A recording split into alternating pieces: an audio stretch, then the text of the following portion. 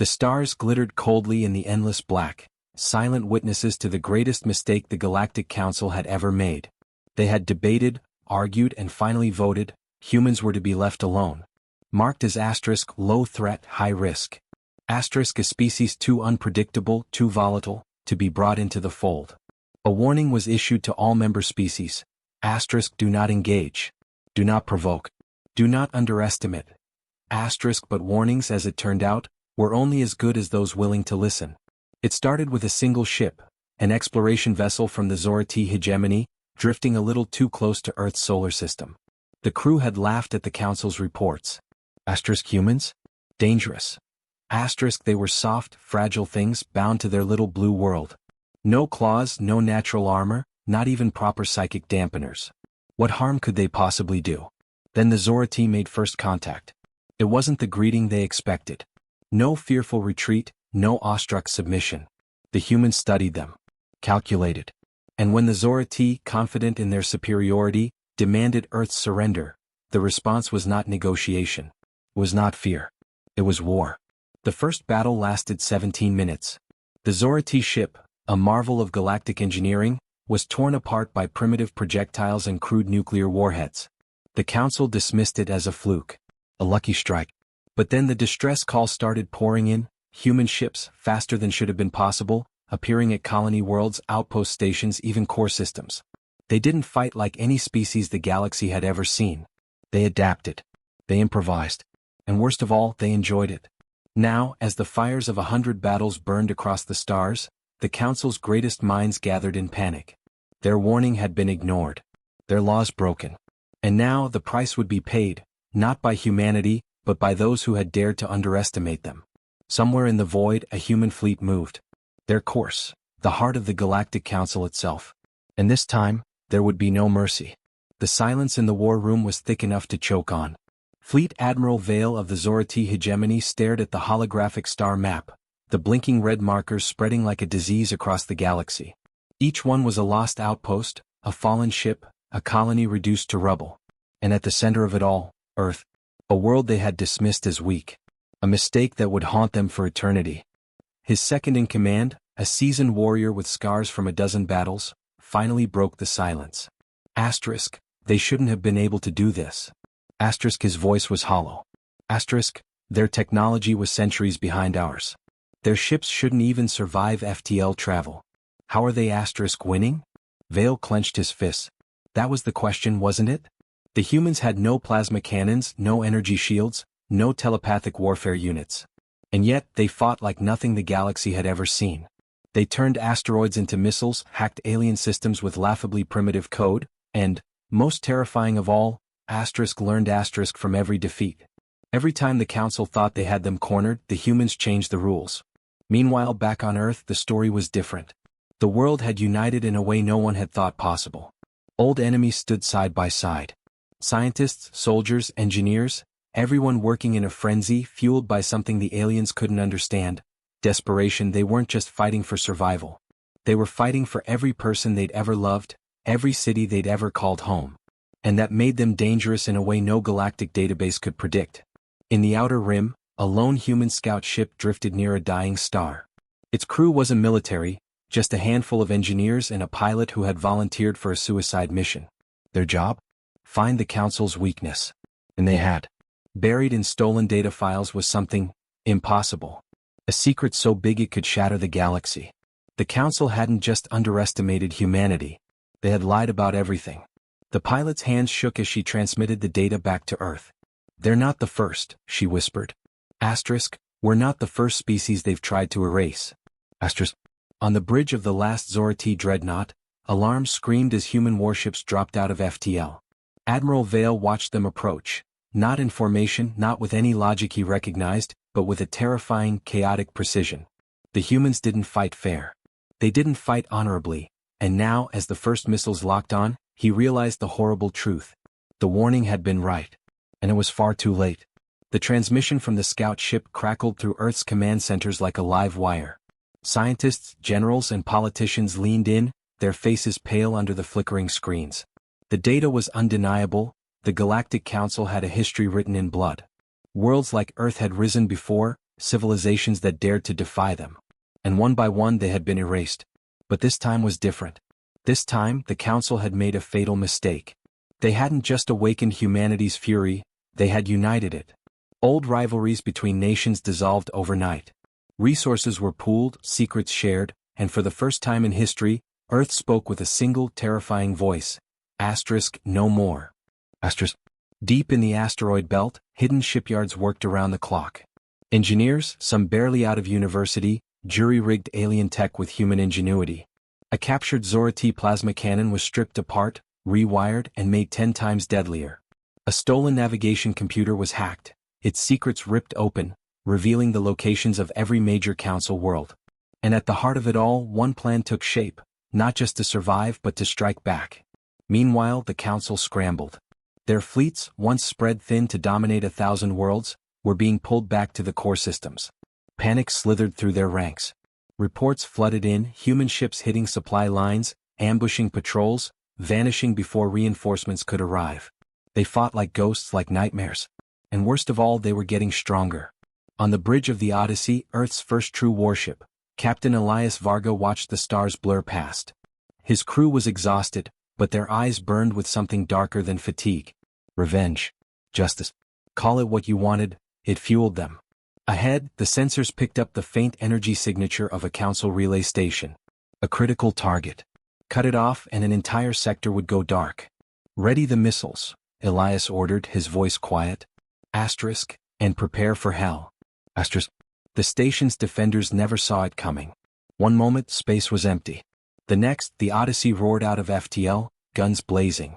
Alarms shrieked across the station as shields buckled under the assault. Boarding pods launched, filled with soldiers who had trained for this moment their entire lives. They fought not for conquest but for survival. For every life the Council had ever stolen. Back on Earth, the final pieces were falling in. As the Odyssey's Marines breached the station's core, they found something they never expected. Not weapons. Not defenses. Records. Files stretching back millennia, proof of every civilization the Council had crushed. And buried in the data, coordinates. A location. Something hidden. Something forbidden. Elias's hands tightened around the data pad. This was real, it changed everything. The Council hadn't just been killing species. They had been hiding something. Something so dangerous, so powerful, that they had wiped out entire worlds to keep it buried. And now humanity had found it. Across the galaxy, the Council's leaders gathered in secret. Their voices, once so confident, now trembled. They know, one whispered. If they reach it before we stop them. Then we lose, another finished. The war was no longer about survival. It was about the truth. And the truth was coming. The coordinates burned in Elias' mind like a brand. The forbidden location wasn't just some hidden Council base, it was something older, far older than the Galactic Federation itself. Ancient beyond reckoning.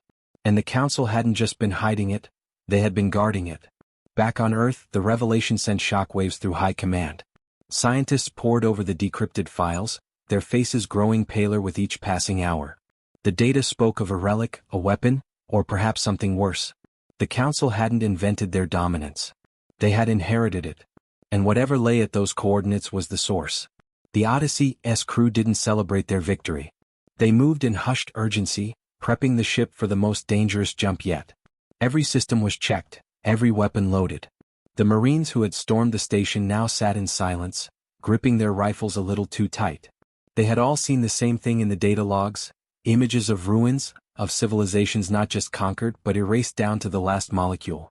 And the same symbol carved into the wreckage, a spiraling sigil that made the human eye ache to look at. Meanwhile, the Council was fracturing. Some factions demanded immediate annihilation of Earth, consequences be damned. Others, older and more fearful, argued in hushed tones. If the humans reached the vault before we contained them, the unspoken ending hung in the air. They weren't just afraid of losing. They were afraid of what humanity might unleash. Aboard a stolen Zora T cruiser repurposed for human use, Lieutenant Kara Myrov stared at the star charts. She had been a linguist before the war, studying dead languages. Now she was the only one who could make sense of the alien glyphs accompanying the coordinates. It's not a warning, she realized suddenly, her blood running cold. It's an invitation. The revelation hit command like a shockwave. The Council hadn't built the vault. They were just its current caretakers. And the thing inside, it wanted to be found. On the edge of known space, sensors began picking up disturbances. Not ships, something else. Space itself seemed to ripple, as if reality was straining at the seams. The few scout drones sent to investigate vanished without a trace. The last transmission showed only static, and something moving in the dark. Elias stood on the Odyssey S bridge, watching the crew work with grim determination. They all knew the truth now. This wasn't just a war for survival anymore. They were racing towards something far more dangerous than the Council. And the terrible, unspoken question hung over them all. Were they the hunters? Or the prey? The Council's armada massed at the edge of the vault system, their ships forming a blockade older than human civilization. But their guns weren't pointed outward. They were aimed inward. Whatever they were guarding, they feared it more than they feared humanity. And as the first human ships dropped out of FTL to face them, the stars themselves seemed to hold their breath. The end was coming. But not the one anyone expected. The Odyssey shuddered as it broke through the Council's blockade, alarms screaming as plasma fire scorched its hull. Elias gripped the command console, his knuckles white. On the view screen, the vault loomed, a monstrous, jagged structure the size of a moon, its surface etched with the same spiraling sigil that haunted their stolen files. It pulsed with a sickly light like a heartbeat. All ships, full assault. Elias barked. We go now or we die here. Human and Council vessels clashed in a storm of fire and metal, but the real battle was already happening inside the vault. Kara's team had breached the outer chamber, their helmet lights cutting through the unnatural darkness. The air was thick, heavy like walking through a nightmare. The walls weren't just carved, they were grown, twisted into shapes that made no sense. And at the center of it all, suspended in a column of liquid shadow, was the truth. It wasn't a weapon. It was a prisoner. The thing in the vault didn't speak. It didn't need to. Images flooded their minds, memories not their own. The Council hadn't always ruled the galaxy. They had been chosen, given power to keep this thing contained. And every civilization they destroyed? They were sacrifices fed to the vault to keep it sleeping. But humanity? Humanity had been different. Too loud. Too stubborn. Too hungry to be controlled. Outside, the battle froze as a pulse of energy ripped through space. Ships on both sides drifted powerless, their systems dead. The Council's dreadnoughts hung silent, their weapons dark. And then, a voice. Not in their ears. In their bones. Finally, the vault cracked open. Elias's breath caught as the thing inside unfolded. Not a monster, not a god, but something older than both. It didn't attack. It didn't flee. It simply watched. And in that moment, every human, every alien, understood the same terrible truth. The Council hadn't been the villains. They'd been the jailers. And humanity had just set the prisoner free. The thing's gaze settled on Earth's fleet. Then, impossibly, it smiled. You will do better. And with that, it was gone. The vault collapsed in on itself, taking half the Council's fleet with it. The survivors fled, their empire crumbling in an instant. Humanity stood victorious, but the silence that followed wasn't celebration. It was the weight of what they'd done. Kara's hands shook as she pulled off her helmet. What was that? Elias stared at the empty space where the vault had been. A test, he whispered. And we just passed. On Earth, the skies burned with strange new stars. The war was over. But something else had just begun. The silence after the storm was the heaviest thing Elias had ever known. The Odyssey drifted in the graveyard of the battle, surrounded by the broken husks of Council ships and the fading echoes of something far older. The crew moved in quiet disbelief, their hands steady but their eyes wide with the weight of what they'd witnessed. They had won. But victory tasted like ash. Back on Earth, the world held its breath. News feeds flickered with shaky footage of the battle, of the vault's collapse, of the thing that had spoken without words.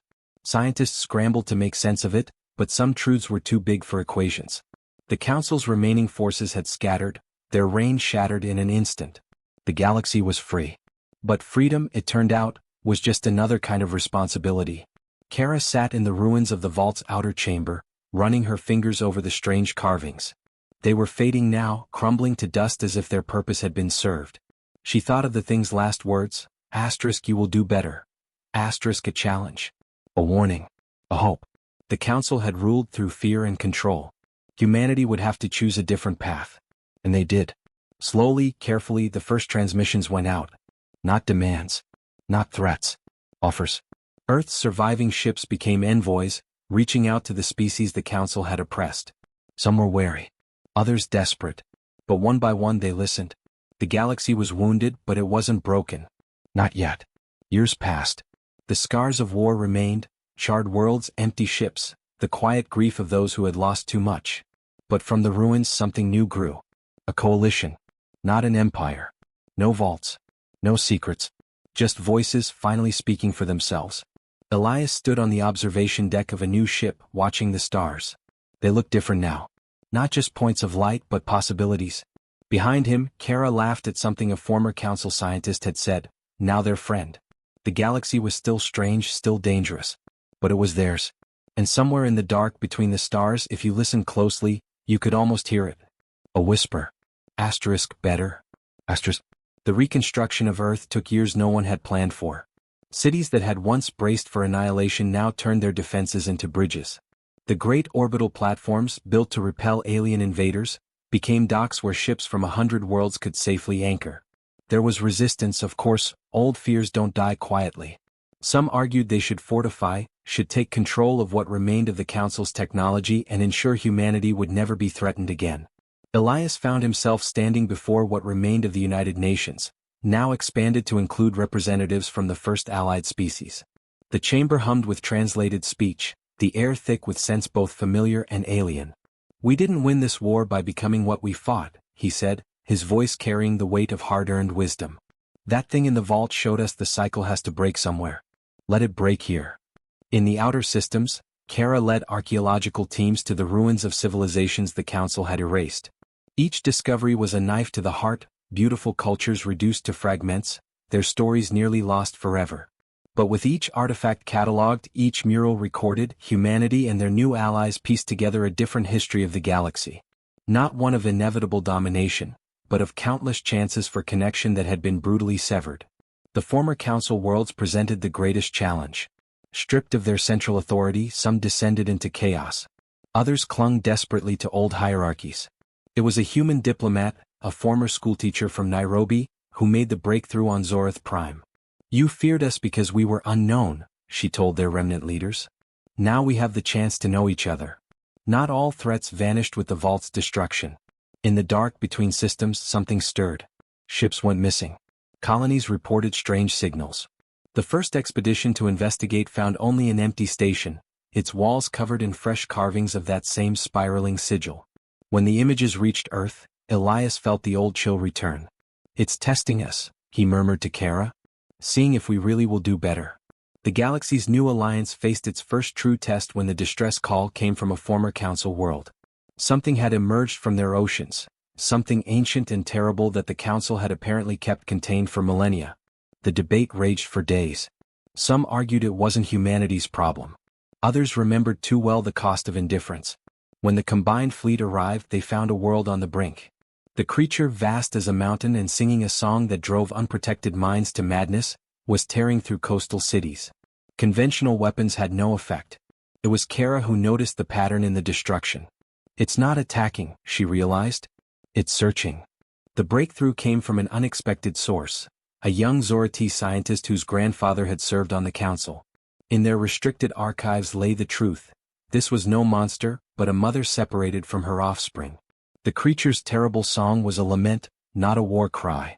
What followed became legend. Human engineers worked alongside former enemies to build a resonance chamber. When activated, it broadcast a frequency older than civilization, a call that had been silenced by the Council's edicts. The creature stilled. Then, with a sound that shook the stars, it answered. Deep beneath the planet's ice caps, the ice began to crack. The reunion, when it came, was witnessed by ships from a dozen species. The young, though still massive compared to the ships observing, emerged singing a different song entirely. As mother and offspring departed for the depths of space, the galaxy learned its first true lesson about what the Council had stolen from them all. Years turned to decades. The alliance grew stronger, though never perfect. There were conflicts, misunderstandings, moments when the old ways nearly resurfaced. But each crisis became another chance to choose differently. Elias lived to see the first joint colony ships depart for Andromeda. Kara's archives became the foundation for a galactic university. And on Earth, in a quiet corner of what was once a military installation, a single monument stood. Not to victory. Not to any one species, but to the moment the cycle broke. The final transmission from the vault entity came centuries later, carried on solar winds no human technology could harness. It reached every inhabited world simultaneously, appearing on every screen, whispering in every mind. The message from the vault entity changed everything, again. For decades, humanity and its allies had worked to rebuild, to mend what the Council had broken. But those 3 words, "you have," "continue," ignited a new era of questions. Had they passed some unseen test? Was this the true beginning of their role in the cosmos? On the edge of known space, where the last remnants of the vault's energy still pulsed faintly, a research station orbited silently. Dr. Li Ningguin, once a refugee of the war, now led a team of humans, Zora T, and others in studying the anomalies left behind. The readings defied every law of physics. Space itself seemed altered. "It's not residual energy," Lin muttered, adjusting the scanners. "It's responding." Then without warning the void rippled.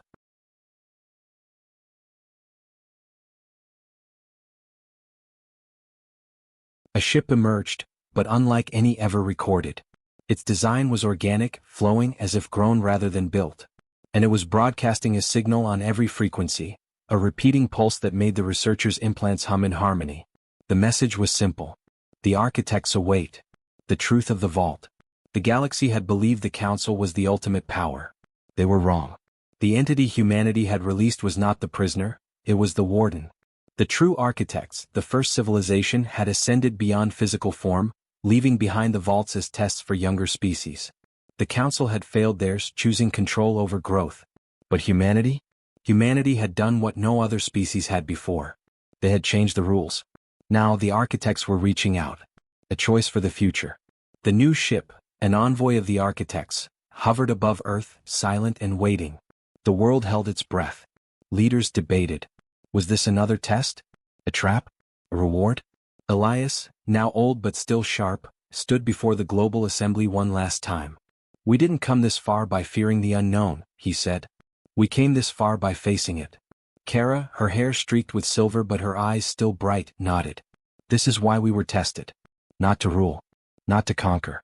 But to ascend." The decision was made. A single ship carrying the best of humanity and its allies would go. Not as conquerors. Not as subjects. But as equals. The final journey. The moment the human vessel docked with the architect ship, reality itself seemed to shift. Time dilated. Space bent. And then, they were elsewhere. A place beyond stars, beyond dimensions. A realm of pure thought where the architects waited. And they were smiling. "Welcome," they said, not in words but in understanding. "You are ready." The end, and the beginning. Back in the galaxy, life went on. The Alliance flourished. Wars ended.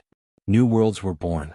But somewhere beyond the veil of reality, humanity took its first steps into the infinite. Not as survivors. Not as warriors.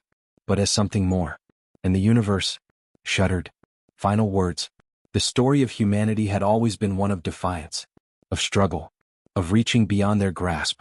Now that story stretched into eternity. And the stars? The stars listened. The end.